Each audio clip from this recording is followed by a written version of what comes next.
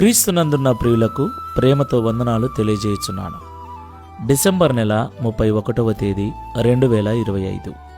ఈరోజు దేవుడు మనకు చేస్తున్న వాగ్దానం ఏమిటనగా, ద్వితీయోపదేశకాండము 11వ అధ్యాయము 12వ వచనం.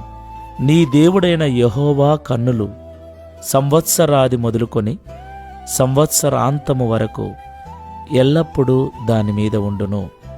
ఆమెన్. నా ప్రియమైన సహోదరి సహోదరులారా, దేవునికి సమస్త మహిమ కలుగునుగాక. ఎందుకంటే నేడు సజీవులమై ఈ మాటలు వినుచున్నాము అంటే దేవుని యొక్క మహాకృప.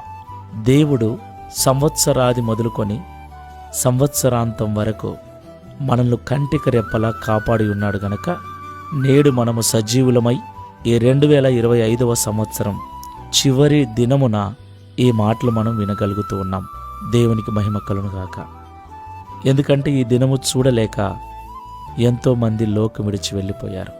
ప్రియులారా, వెళ్ళిపోయిన వారికంటే మనము అంత పెద్ద నీతిమంతులం కాకపోయినా, పరిశుద్ధులము కాకపోయినా, మనం ఈరోజు సజీవులుగా ఉండటానికి కారణం దేవుని యొక్క మహాకృపనే. కాబట్టి మన మీద కృప చూపుచు తన కన్నులను మన మీద ఉంచి కంటికి రెప్పలా కాపాడుతున్న దేవునికి నిండు మనస్సుతో కృతజ్ఞతాస్తుతులు చెల్లించబద్ధులమై ఉన్నాం. కాబట్టి నా ప్రియులారా, మనమందరము కూడా ఈ దినమున దేవుని సన్నిధిలో స్తుతించాలి, ఆరాధించాలి. దేవుని కాపుదల నిమిత్తమై దేవునికి కృతజ్ఞతాస్తుతులు చెల్లించాలి. అవును ప్రియులారా, ఆయన కాపాడకపోయి ఉంటే మన బలము, మన జ్ఞానము, తినేటువంటి ఆహారము ఏది కూడా మనల్ని కాపాడలేదు. ఆయన కంచె, ఆయన కాపుదల మన చుట్టూ లేకపోతే మనము ఒక్క నిమిషము కూడా క్షేమంగా ఉండలేము. కాబట్టి ఈరోజు మన ఈ క్షేమస్థితికి కారణము దేవుడని గుర్తెరిగి దేవునికి నిండు మనసుతో కృతజ్ఞతలు చెల్లించుదాం. ప్రార్థన చేసుకుందాం. సజీవుడవైన యేసయ్య, సర్వశక్తిమంతుడవైన తండ్రి, మీకు స్తోత్రములు స్తోత్రములు ప్రభువా.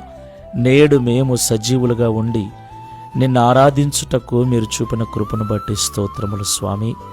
నిజమే, అనేకులు మా చుట్టూ ఉన్నవారు, మా బంధువులలో, స్నేహితులలో ఎంతోమంది ఈ దినము చూడలేక లోకం విడిచి వెళ్ళిపోయారు.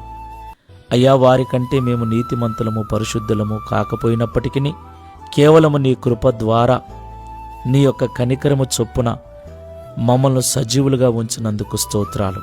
ఈ సంవత్సరం అంతట్లో ఎన్నిసార్లు ప్రమాదాల బారిన పడవలసిందో, ఎన్నిసార్లు రోగాల బారిన పడి కృంగిపోవలసిందో, ఎన్నిసార్లు సమస్యలో, నిందలో, అవమానాలో తండ్రి